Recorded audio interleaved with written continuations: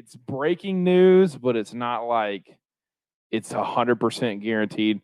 So what we've heard, honest, I forgot what we were going to talk about, and now it's clicking in my head. Is it? Okay. I was like, all right. What is our last topic? I thought the beer was it. No. This is the game changer, the big banger, the whatever you want to call it. So what should have happened after year 3.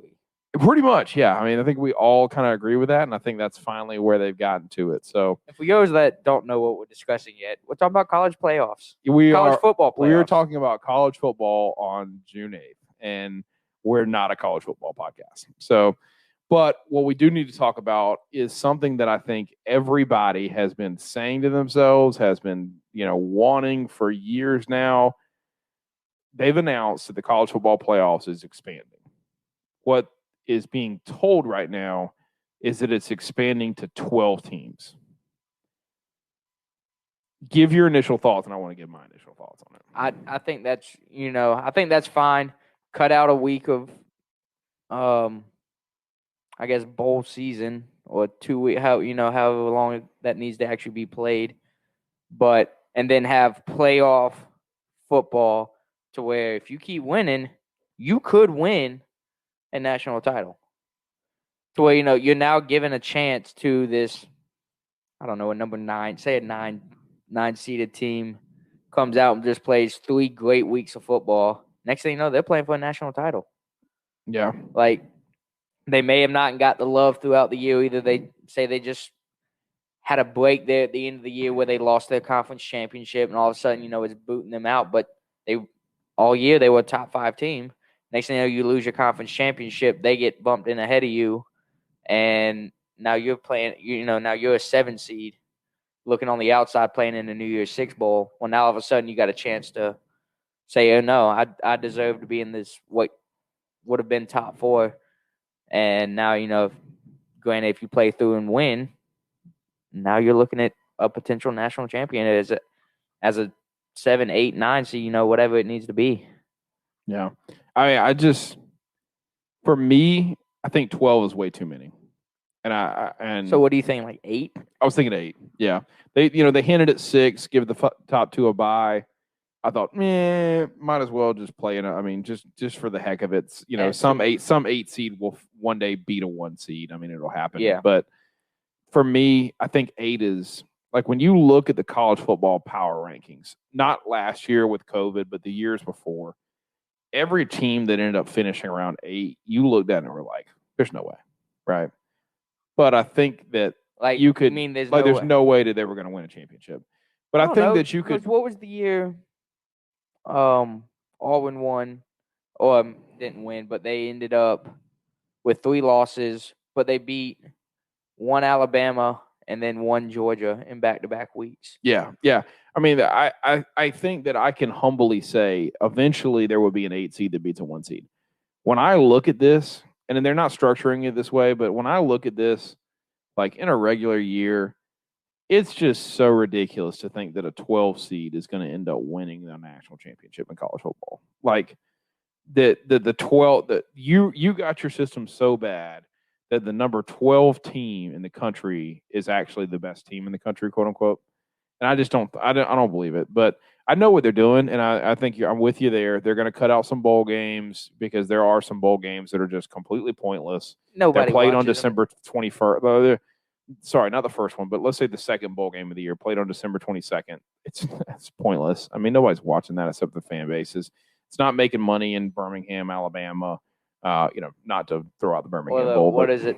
The Monarchy Car Care Bowl, or something, something like that. I mean, some of these bowl games are just ridiculous. They're not making any money. They're not getting TV. They're not getting people to watch. Like it's run its course. It's run a little dry there. So I think this is a smart way. Obviously, the college football playoffs has been an absolute money pit the last couple of years. Oh yeah, and everybody's loved it. People realize, you know what? Playoff football is going to end up being the best way for this to go. It's going to get the most entertainment. It's going to get the most eyes. People are going to be watching this. There's the excitement around it. Besides the Liberty Bowl, right? I mean, nothing against the Liberty Bowl. I'm sure there's plenty of people watching the Liberty Bowl. But I do agree. 12 might be a little much. 8 sounds like a good starting point. Well, what I love that I think they're going to do, or from what they're saying, what we read today, again, this is on June 8th, 2021, so don't take this as total wholesome fact. Or But go what ahead. I read is that they're going to give the top 4 seeds, just as they've been honoring the top 4 seeds the last couple of years for the playoffs itself. They're going to give the top 4 seeds a Buys? bye. Okay. And then the 5 versus 12, 6, 11, 7, 10, and 8, 9, those 4 games are actually going to be played on the campus of whoever is the higher seed. So you have you have home quote field unquote advantage. home field advantage. Yeah. Okay. That's not a Yeah. terrible idea there. I think it's a great idea. And then you chop that down a little bit. You have the student body. You would encourage the student body to almost be there even during the holidays. Yeah. Or either come back early from holidays to see your team play. Yeah. One more time, And potentially. I think that would certainly happen. I think I think the first round of games would basically, you'd have conference championships, and then you have the week off. Well, not the week off because you have Army Navy, but that week would be off, and then you'd have those games. I think you'd get 2 weeks difference between conference championships and that first round set of games. Yeah. And then you probably play somewhere around before New Year's Eve, you probably play the next set of games. Then after the first of the year, you play the next set of games, and then you have the national championship game somewhere around the second week of January, third week of January. So, yeah, I would give at least a week prep for the. You're probably getting 2 weeks in between games. That's probably what I'm thinking. Probably I what can see that.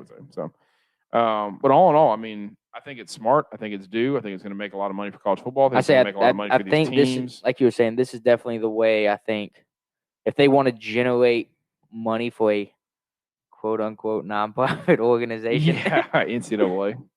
if they want to create money, playoff football's it. And yeah, I don't know. Like I said, 12 might be a little high to start. I think 8 would be a good starting point. See how it works, and if it works from 8, then you could expand it out to 12.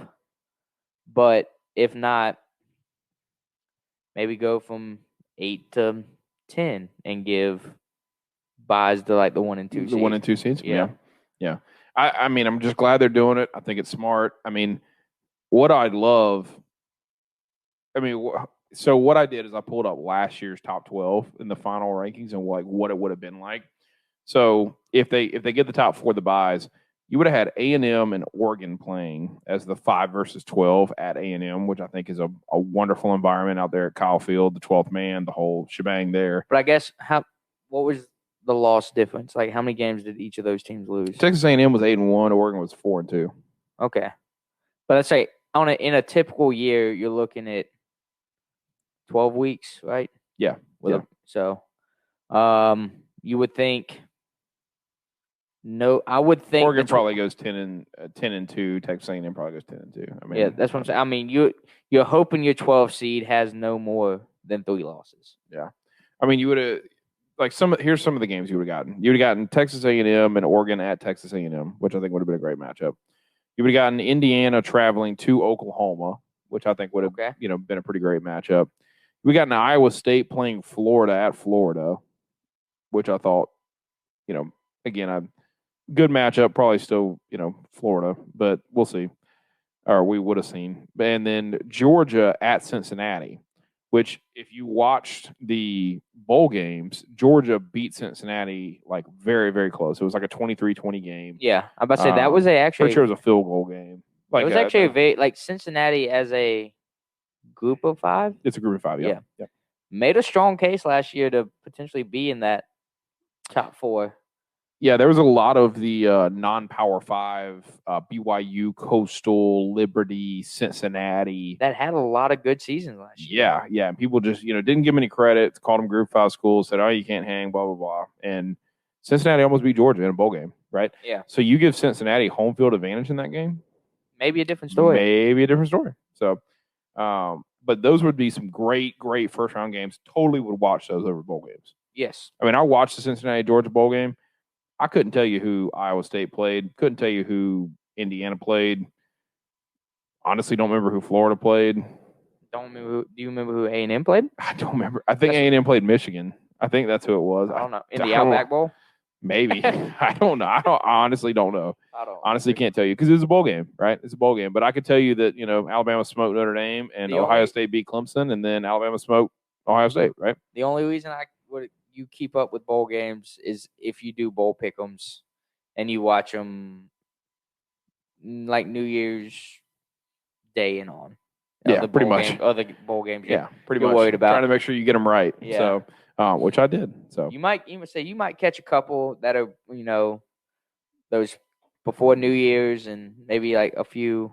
Was it right before Christmas? They have like one or two. yeah, Like you might watch that first one of first two just because it's bowl season, and then you're gonna miss the next 3 or 4. yeah. And then you'll pick it up like the day after Christmas or whatever, then when they play, and then you'll pick up New Year's. Okay.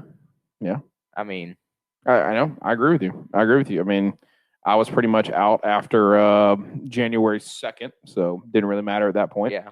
For me for the bowl pickings, but yeah, I agree with you. So I just think it's really cool. Let us know what you think. Interesting idea. I do like it. Yeah, I think it needed to be done. I think it needed to be expanded, and I'm down for whatever form and shape it comes in. But I would think 12 is a little too much. But if they give it to me, I'll certainly watch the games. I'm not gonna do that. Absolutely. Say if we can watch football a little bit longer, I'm all right with it. Yeah. Well, it didn't even have to be a little bit longer, but a little more on the line football. Yeah. So as always, tell us what you think.